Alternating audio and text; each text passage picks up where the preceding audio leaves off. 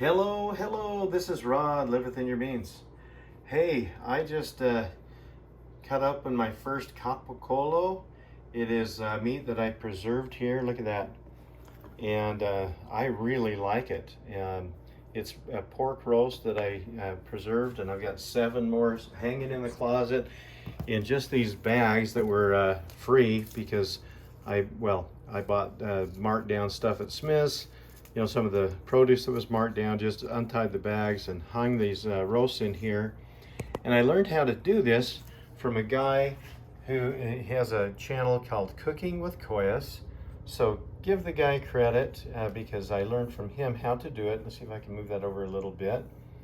And he had a video here called Making Capicola or Recipe Capocolo. So we'll give him credit for that.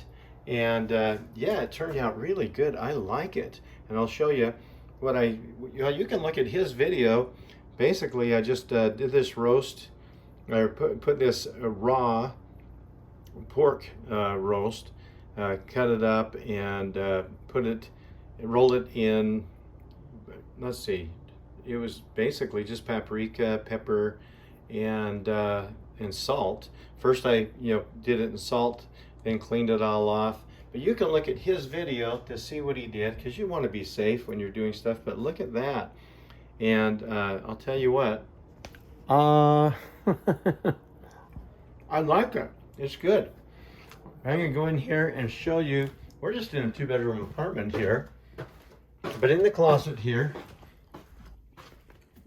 look at that. I just used a fruit basket, hung those in there. They've been in there for about 2 months, and these top ones, these smaller ones, were hard. Some of these bigger ones, they're a little bit soft still, but they're going to be done pretty soon. You can see the spices on there, some of those that dropped off. But this has been curing. These have been curing for about 2 months. And yeah. I am so excited because I think they taste great. My wife doesn't want to try them yet because she said, she wants to make sure that I live. First time curing meat without refrigeration. And with all the things going on, all the crazy stuff going on, one of these days, I think there's a pretty good chance that this refrigerator is not going to work. If we have too much stuff in freezers, if there's terrorism, power outages, and I'm sorry to say, it's really sad that people would do things to hurt other people, but that kind of stuff is actually going on these days. So I'm going to cut this just so you can see what I did do. As I pulled it out of the bag, there were a couple teeny little kind of moldy spots, but this gentleman on that channel, Koyas, if that's his name, he said, that's expected. So I cleaned it off in the sink and then just patted it down with a towel. It's really firm. And this stuff will last for a long time. You don't have to keep it refrigerated. I cut the ends off. That was really thick. My wife's like, oh, maybe you need to get a meat slicer. But no, you just need a sharp knife. Look at that beautiful stuff. And it tastes good. And it's been sitting out of the fridge, right, for 2 months. And yeah. Has just the right amount of salt taste. So this guy knows what he's talking about on that Cooking with Koyas. We'll give you that again. But I'll try to do other things, and let's give credit to other people for a lot of the things that they do that help us. I've got the Live Within Your Means channel. It'll really help me if you'll share things, like the videos, and more than anything, comment below. If you haven't subscribed, if you'd like to subscribe, please subscribe. And I'll try to make some things that are a lot more beneficial to you in the future. But I like the taste.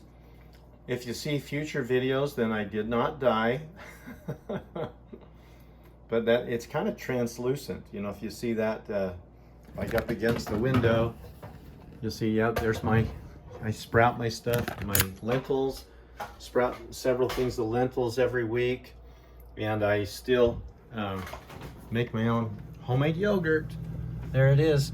And it's just a finished type yogurt. And I make it every week and eat yogurt all the time. I'll put oatmeal and raisins in yogurt. But we do things to save money and live within our means. And I haven't made a whole lot of money the last few years. That's kind of an understatement. But we can all save money. And if we live within our means, that'll help us to be happier. It'll help us to be in a better position to take care of not only our responsibilities, but to be able to help others. And we live in a little apartment around the corner from my older parents to be able to help them. And my mother turned 90 just a few weeks ago. My dad's 87. So I go over there and help some, and was helping a lot more, but got a lot of siblings that are, or several siblings that are helping more and more. And so I've got to get back to work making a living full time. Boy, look, you can see my finger through that. This is delicious stuff.